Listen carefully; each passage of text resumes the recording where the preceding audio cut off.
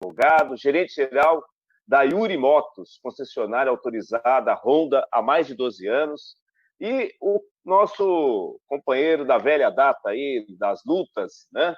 O Carlos Roberto de Moraes, que é contador há 30 anos prestando serviços contábeis na região, e também ele faz um trabalho muito importante aí na Web Rádio. Então, meus amigos, uma boa noite a todos, e também junto aqui o nosso deputado federal, Rui Goethe da Costa Falcão, também um defensor da nossa região, tem feito um trabalho incansável em defesa do nosso povo, combatendo o fascismo.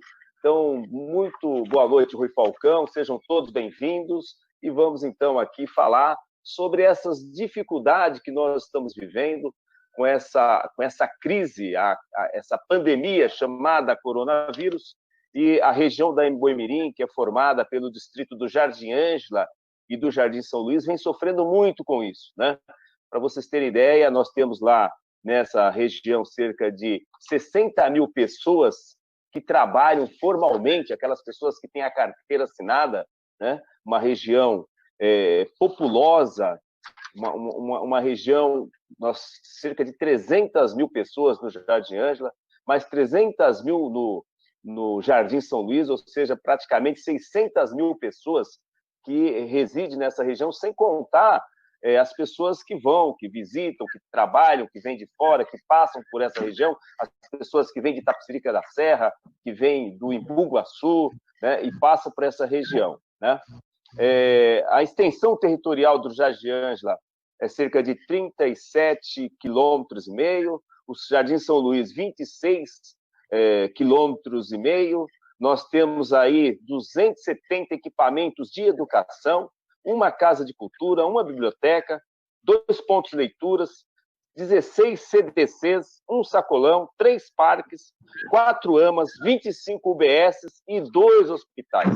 Isso é um pouco assim, o perfil dessa região, aonde está o Roberto, onde está o Wilson, e onde está o José Ronaldo.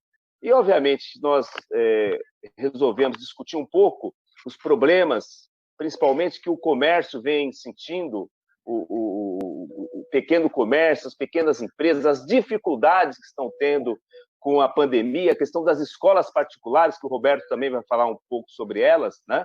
E para a gente entender melhor o que está acontecendo e ver de que forma pode chegar a cobrar, tanto da Prefeitura, tanto do Estado como da União, soluções para mitigar toda essa crise que nós estamos vivendo.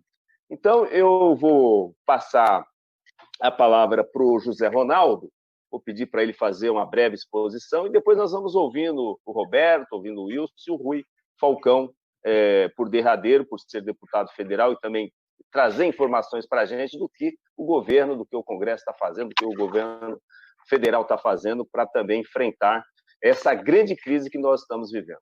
José Ronaldo. Boa noite, companheiros, boa noite, amigos, boa noite, empresários.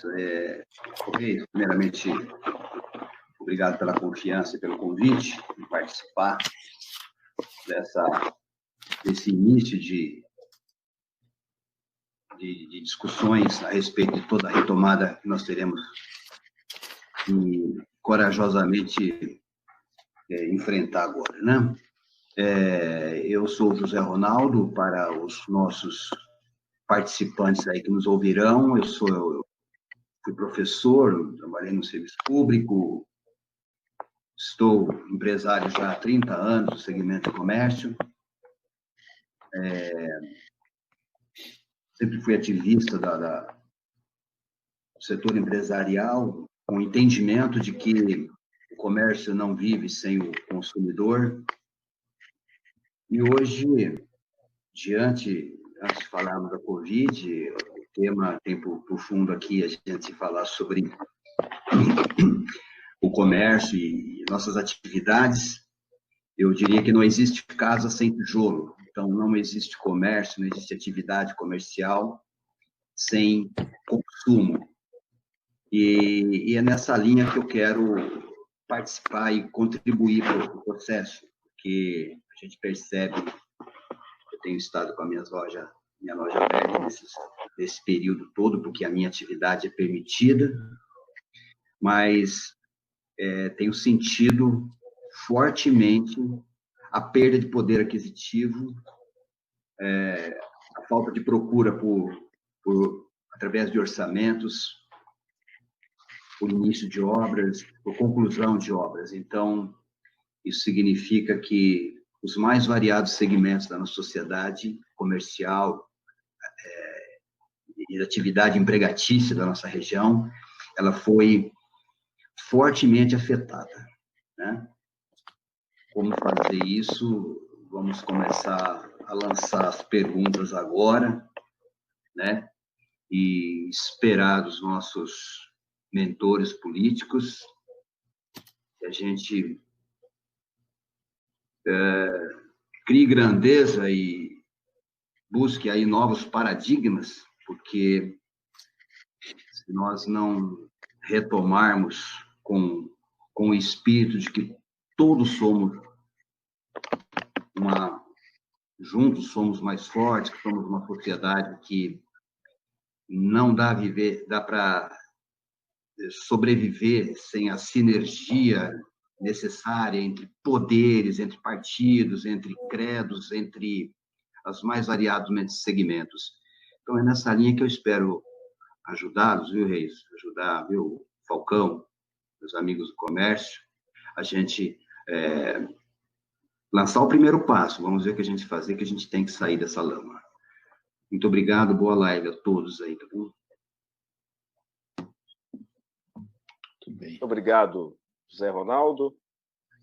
Vamos ouvir, então, o senhor Wilson. Também era importante dar um histórico de como está a região, de como está o comércio, as dificuldades que está tendo, as empresas, né? Então, vamos ouvir o seu Wilson.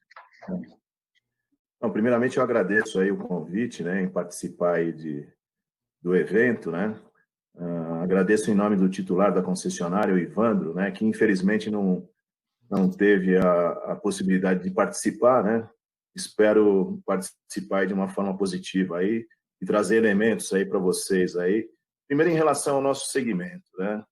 Importante que vocês saibam que a Yuri Motos, que é uma concessionária autorizada da Honda, né?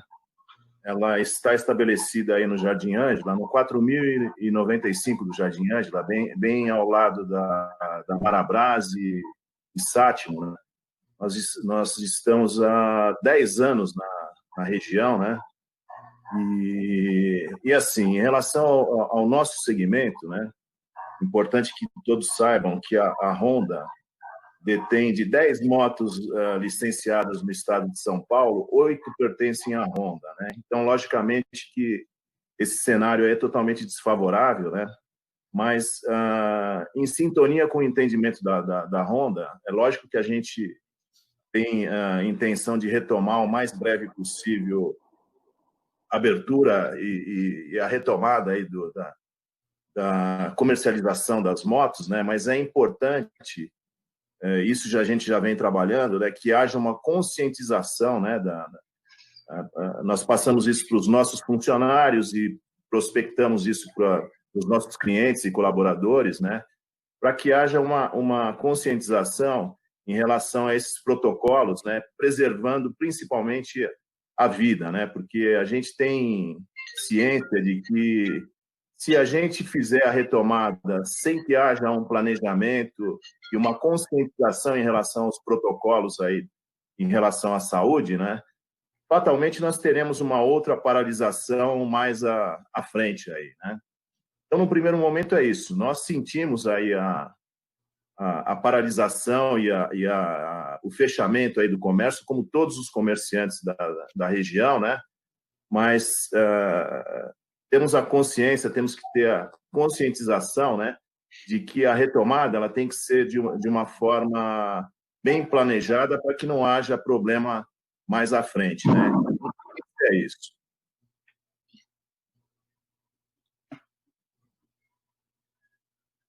Ok, seu Wilson, obrigado. Roberto Moraes, agora é com você.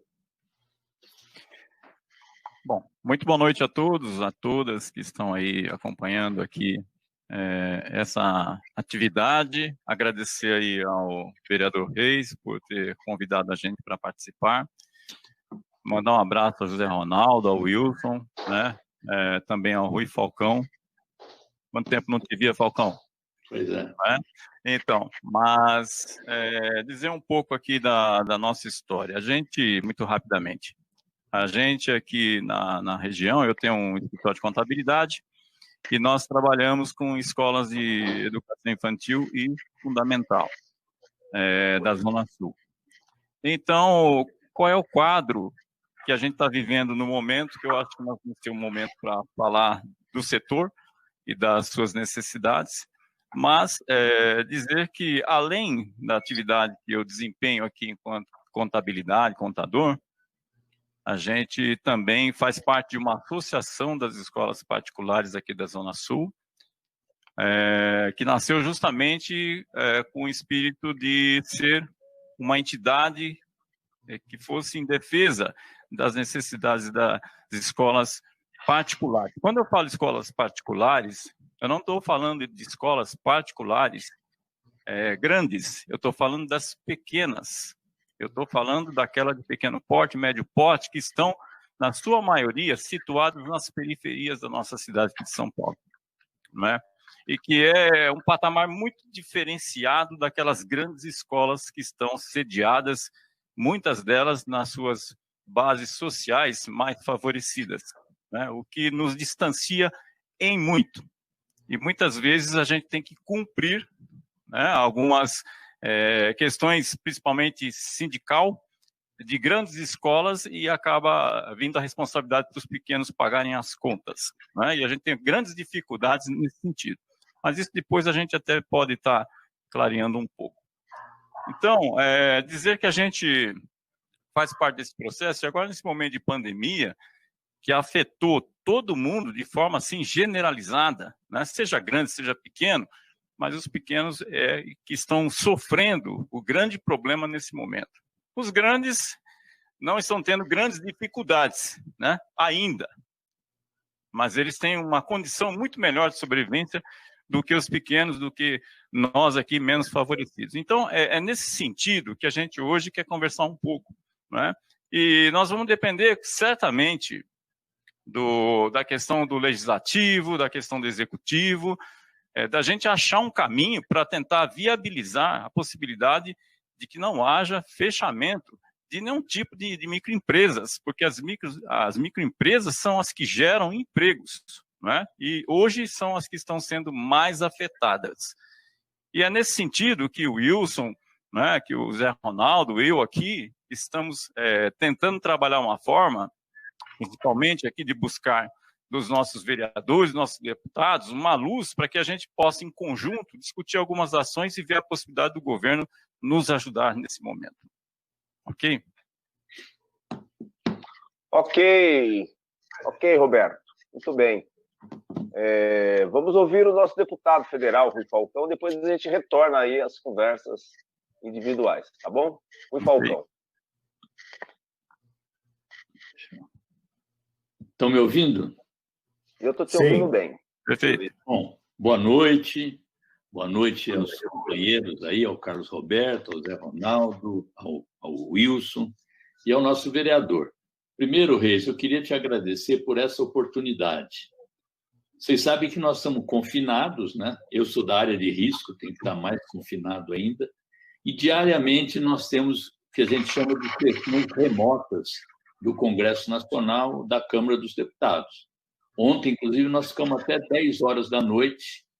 No outro dia, nós ficamos até meia-noite, porque nós resolvemos que era bom a Câmara dos Deputados não parar de funcionar, principalmente com esse governo que está aí, que a cada dia faz uma surpresa maior para a gente, né?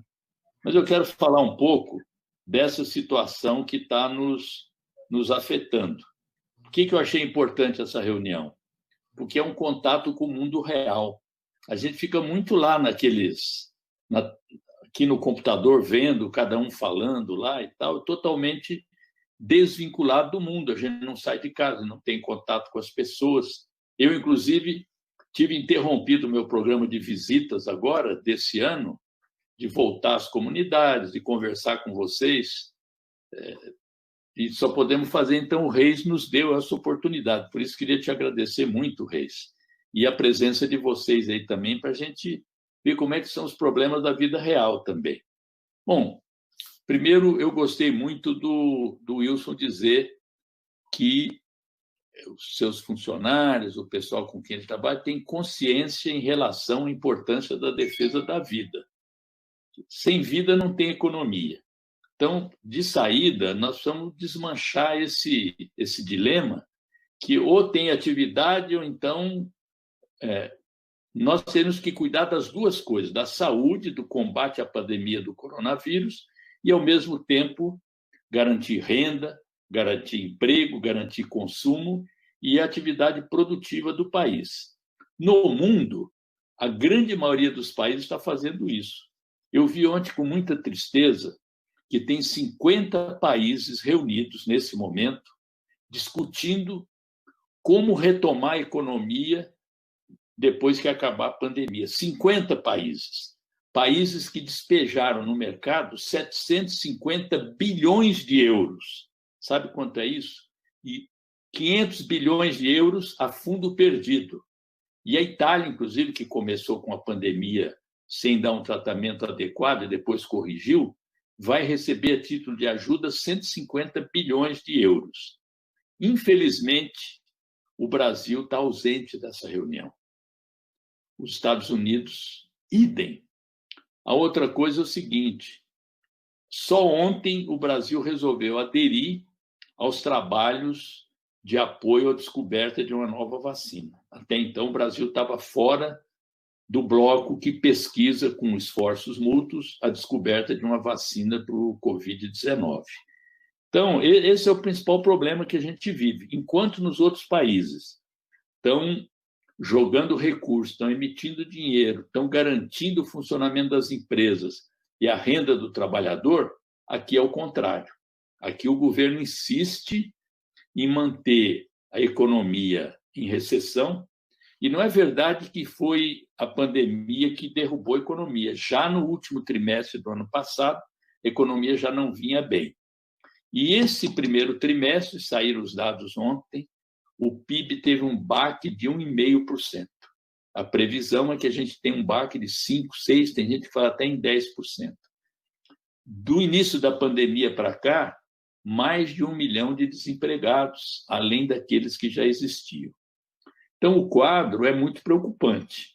Nós conseguimos aprovar chamada renda mínima emergencial de R$ 600, que vão ser distribuídos durante 3 meses, mas até hoje milhares de pessoas não conseguiram receber ainda a primeira parcela.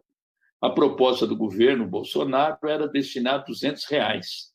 Nós conseguimos elevar para R$ 600 e tem vários projetos tramitando, seja para que essa ajuda seja permanente, seja que ela dure pelo menos até o final do ano.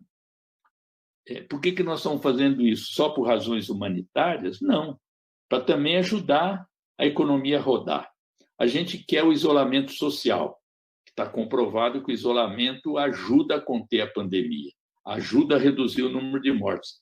Mas como é que você convence as pessoas a ficarem em casa quando tem um presidente que estimula a ir da rua e não garante renda? O povo tem que sair para buscar comida. A fome não pode esperar. E, principalmente em lugares como São Paulo, em que as condições de moradia, principalmente nas periferias, são muito precárias, às vezes as pessoas preferem ir para a rua com máscara, corre menos risco de contaminação de ficar 5, 6 pessoas dormindo em 2 quartos, muitas vezes sem água encanada e assim por diante. Então, nós temos batalhado, quase todas as sessões do Congresso agora estão se dirigindo para buscar ajuda, seja a população mais vulnerável, seja a pequena e microempresa, que são as que mais empregam no país. Alguém falou aí, não queremos que as empresas... Mais de 600 já fecharam as portas aqui em São Paulo e vão continuar a fechar se continuar assim. E tem contradições. Por exemplo, o Zé Roberto falou das escolas. tem um movimento de pais de alunos que estão desempregados querendo prorrogar o pagamento das mensalidades, ou suspender por algum tempo o pagamento das mensalidades. Só que, se isso acontece, vai complicar mais ainda a vida das pequenas escolas. Então, como é que você resolve essa contradição? Teria que resolver, por um lado, garantindo renda para quem está desempregado e condições de funcionamento para as pequenas escolas, principalmente crédito, dilação de pagamento de imposto de renda, de ISS, assim por diante. O que nós conseguimos, e o presidente da República sancionou na semana passada, dia 19 de maio, o chamado PRONAMP. Vocês sabem o que é o PRONAMP, né? É o Programa Nacional de Apoio às Micro e Pequenas Empresas. Esse programa, ele destina microempresas com faturamento de R$ 360 mil por ano e as pequenas empresas com faturamento de 360 mil a 4 milhões e 800, possibilidade de acesso a linhas de crédito que podem chegar até 30% da receita bruta anual da empresa no ano passado, dá R$ 108 mil para microempresa e 1 milhão e 400 para empresas com faturamento mensal de até 4 milhões e 800. Né? As empresas poderiam pagar esse empréstimo até 8 meses, com 8 meses de carência. Esse item o Bolsonaro vetou. Vetou também o item que permite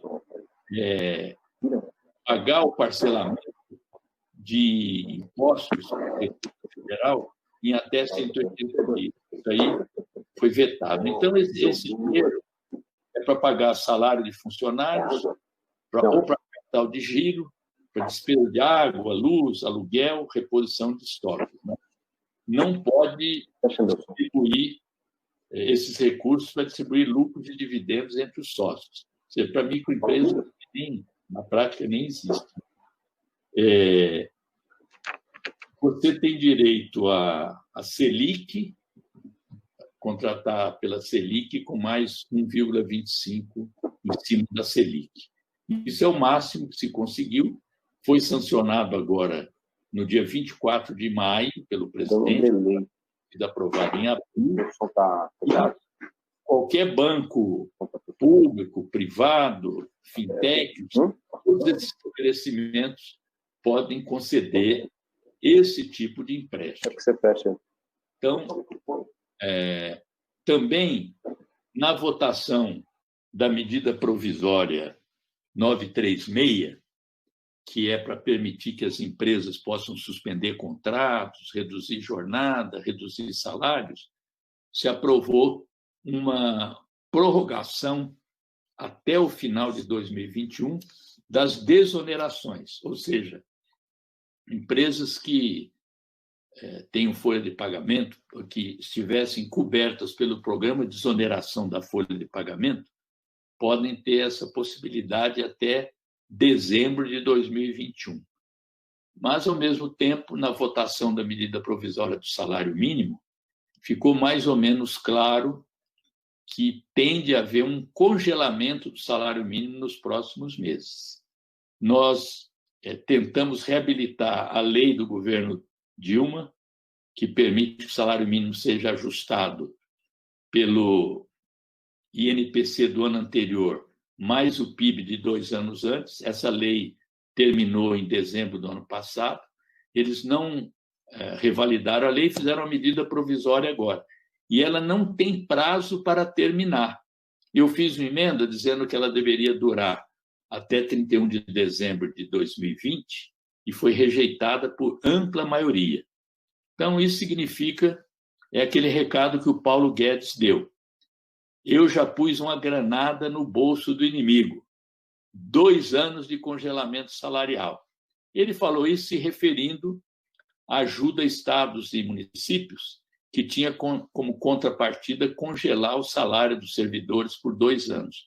Provavelmente eles vão estender isso aí para os trabalhadores das empresas privadas. Significa que o consumo das famílias que é um dos principais impulsionadores do desenvolvimento da economia, não vai tão cedo permitir que a roda da economia gire. São alguns dados que eu estou trazendo para vocês da nossa atuação. É por isso que nós temos insistido, falar da política aqui, que a solução para o país, para o combate à pandemia, para fazer a economia ter outro ritmo, para ter outro programa de desenvolvimento para o país, que garanta não só o lucro dos bancos, mas que permita que a pequena, média e microempresa possa continuar existindo, nós temos que afastar o Bolsonaro, o Mourão e suas políticas o mais rápido possível.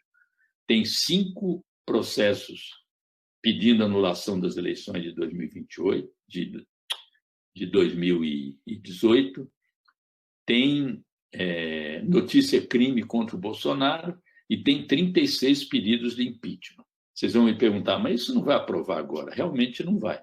Mas nós temos que ter uma política de acúmulo, de convencer as pessoas, quando a gente conseguir ter a volta do povo, quando a gente puder acabar com essa pandemia, o povo voltar às ruas, tem que ter uma pressão grande para trocar esse governo, porque senão não tem solução. É o Paulo Guedes, é o arroxo salarial, é o privilégio para as grandes. Anotei aqui, tem uma empresa chamada Eneva, é uma das maiores operadoras de gás no país. Ela recebeu agora, o mês passado, 1 bilhão e 200 milhões de crédito subsidiado através de bancos públicos. Só que, para as micro e pequenas empresas, mesmo somando todas, não dá esse volume que foi para uma empresa só. E o lucro dos bancos se mantém nos patamares anteriores.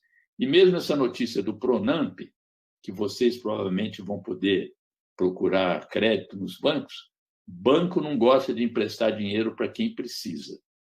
É muita burocracia, muita exigência, muita contrapartida.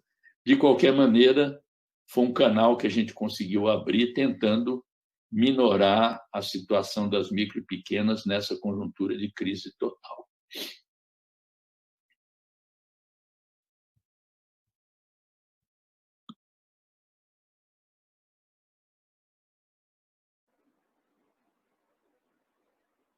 Muito bem, Rui Falcão, excelente exposição. Aqui na cidade de São Paulo, Rui, também a Câmara ela trabalha num sistema virtual, né? Então, os projetos são votados pela internet. Agora, o que acontece? Vários vereadores aqui apresentaram projetos para, por exemplo, a questão do IPTU, né?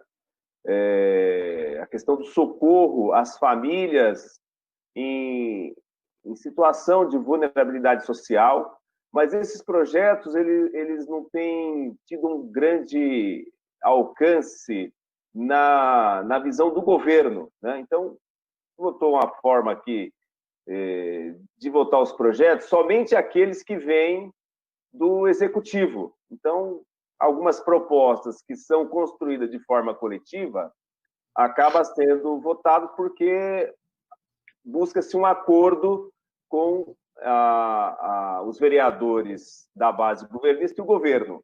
Mas buscar melhorar a situação, principalmente dos pequenos, médios e microempresários, os vários projetos que foram apresentados aqui não foram aceitos e sequer acompanhados pelo governo, né? E mesmo as famílias em situação de vulnerabilidade social, que nós gostaríamos que houvesse um programa de segurança alimentar para elas mais adequado, mas também o governo não quis ouvir. O prefeito Bruno Covas não deu muito ouvidos para essas propostas. E ele suspendeu, então, o pagamento das ajudas de custo daqueles que trabalham no MOVA, né, o voluntariado que presta um serviço importantíssimo para a cidade. Eles estão há 3 meses sem receber nenhum centavo. Nós estamos brigando aqui, a bancada do PT, cobrando para que o governo atenda esses profissionais da educação de adultos, né? E hoje mesmo eu fiz uma cobrança muito dura ao líder do governo, uma cobrança ao prefeito para que ele possa dar resposta para essa questão, mas a gente percebe que há pouca vontade nesse sentido, né? E a questão das cestas básicas, nós temos pedido ao prefeito que pudesse ele aceitar um projeto de que houvesse um cartão com os recursos para se adquirir alimentação, né, para as famílias carentes, ou distribuição de cerca de 1 milhão de cestas básicas. Eles até estão distribuindo cestas básicas via subprefeitura, que eu entendi que é um erro, porque a subprefeitura ela tem indicação política, obviamente que as pessoas que estão lá estão ligadas a algum vereador, e aí pode caracterizar um ilícito eleitoral no ano de eleições.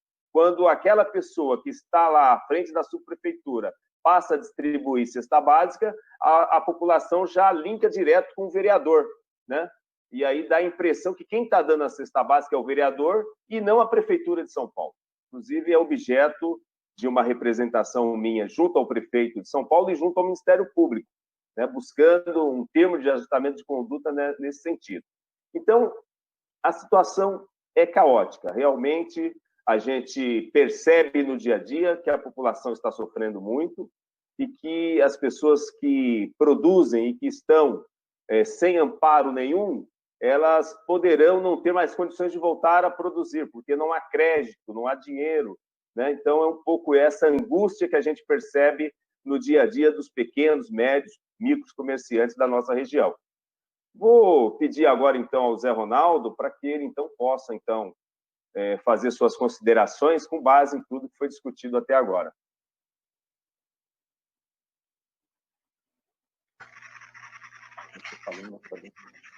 Ok.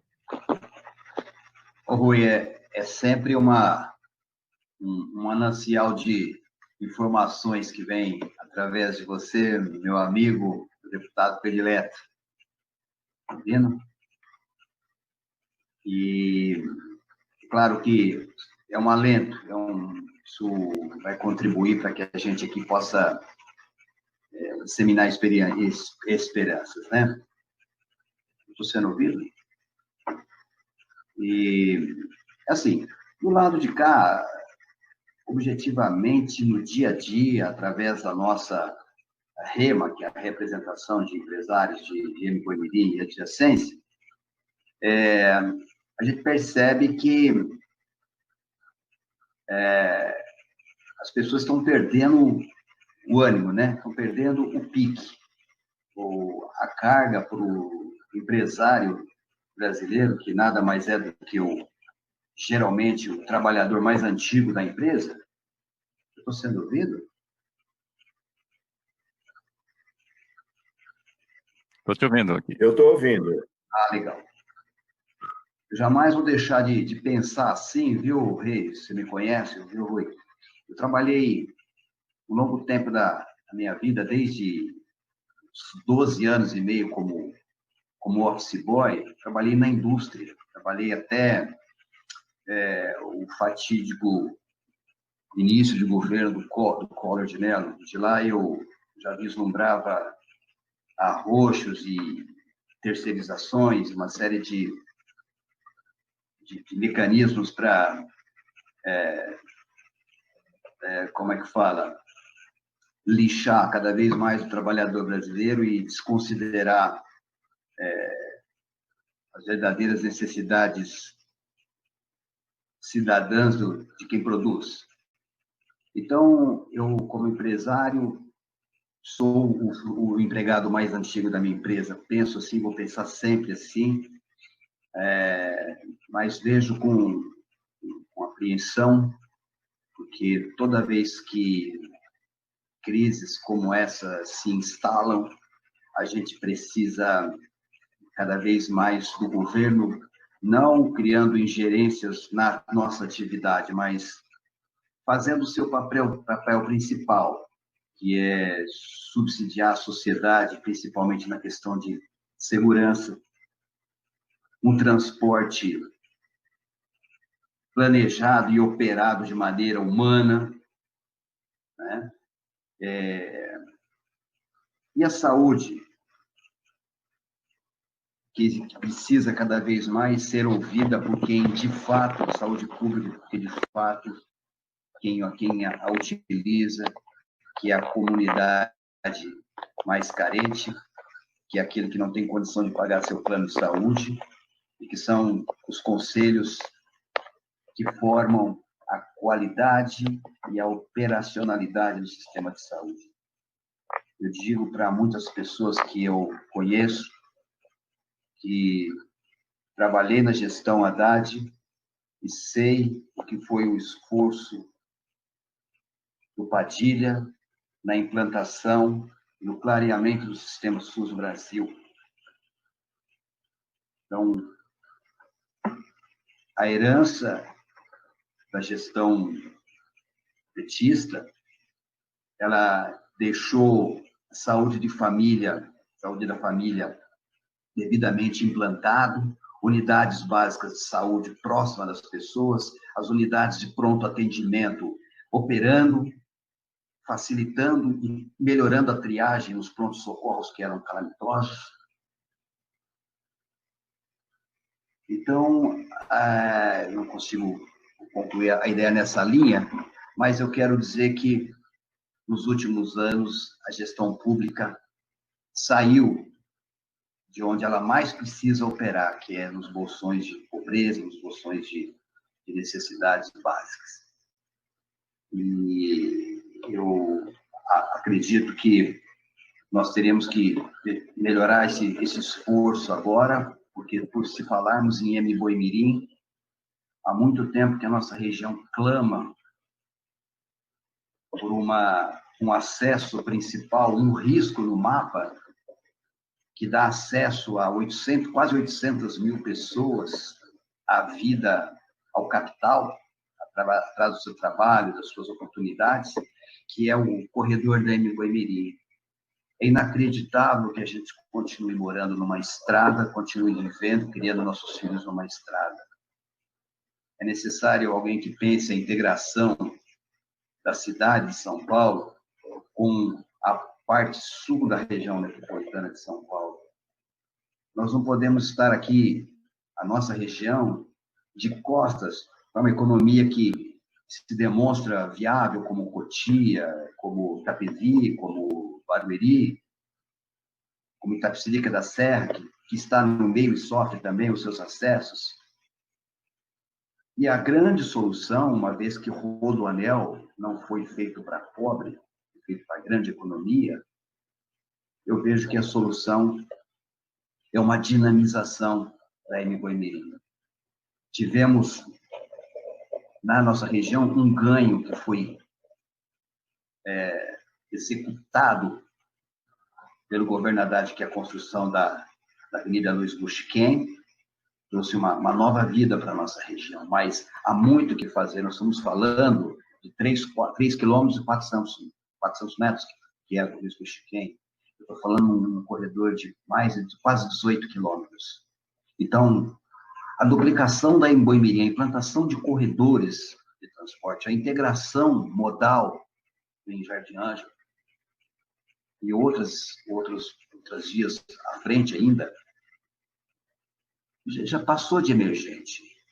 Então, hoje, se quisermos associar a pandemia, está fácil, porque, contudo, o mundo está aí apresentando números trágicos da pandemia, os nossos ônibus estavam lotados, os pontos de ônibus lotados. Retardou demais a tomada da iniciativa de proteção da família, dos pais de família, dos cidadãos de bem. Então, há um conjunto de ações para a nossa sociedade local que precisa ser pensada agora nessa retomada, né? Foi nos clareia aí apresentando propostas do governo, mas ele disse muito claramente no final: isso aqui parece que você foi empresário por muito tempo, porque banco de fato, não empresta dinheiro para quem precisa. Então, aquele cidadão que tem um comércio dele regular, aquele comércio que não salvou, aquele cara que não salvou... Você sabe qual é a poupança do pequeno empresário aqui da região?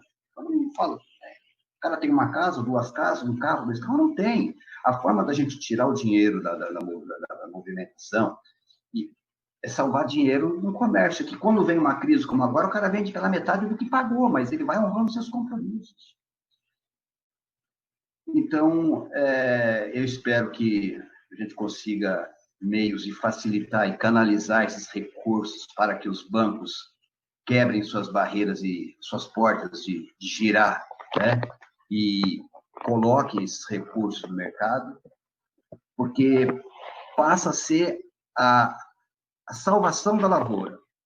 Porque, no meu entender, também, quem sustenta a grande economia do mundo capitalista é quem produz, é quem trabalha, é o capital investido do privado. Porque o governo, na sua missão de gerir a sociedade, ele não produz. Eu vejo assim. Então, hoje, o que nós temos? Uma quantidade muito grande de desempregado no mercado, que precisa trabalhar, precisa produzir, precisa pôr comida em casa, alimento em casa. E o governo que não contrata, um governo que vai perdendo oportunidades de profissionais e não abre oportunidades.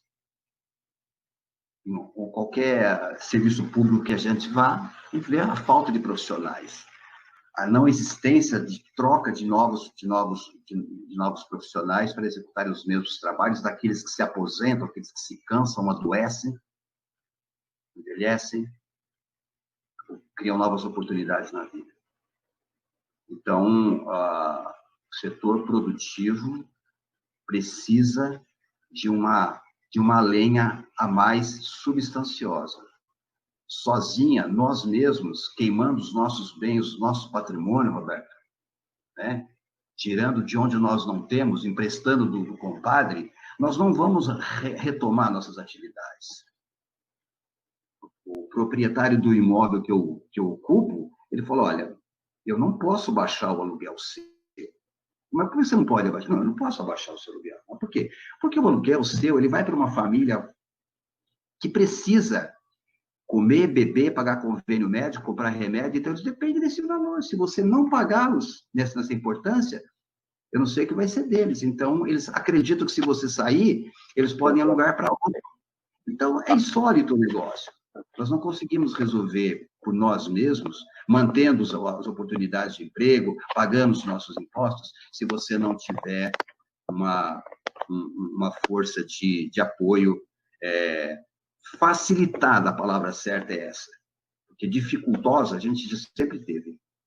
Essa é a minha consideração, é isso. Obrigado.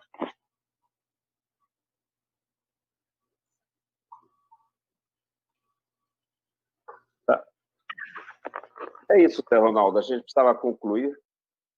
Obrigado, Zé Ronaldo. Muito bem. Vamos ouvir, então, o Roberto de Moraes fazer as conclusões dele, porque o nosso tempo também está chegando ao fim. Ok. Estou ouvindo, Wilson. Posso falar, então? Beleza. Estou ouvindo, Roberto. Tá.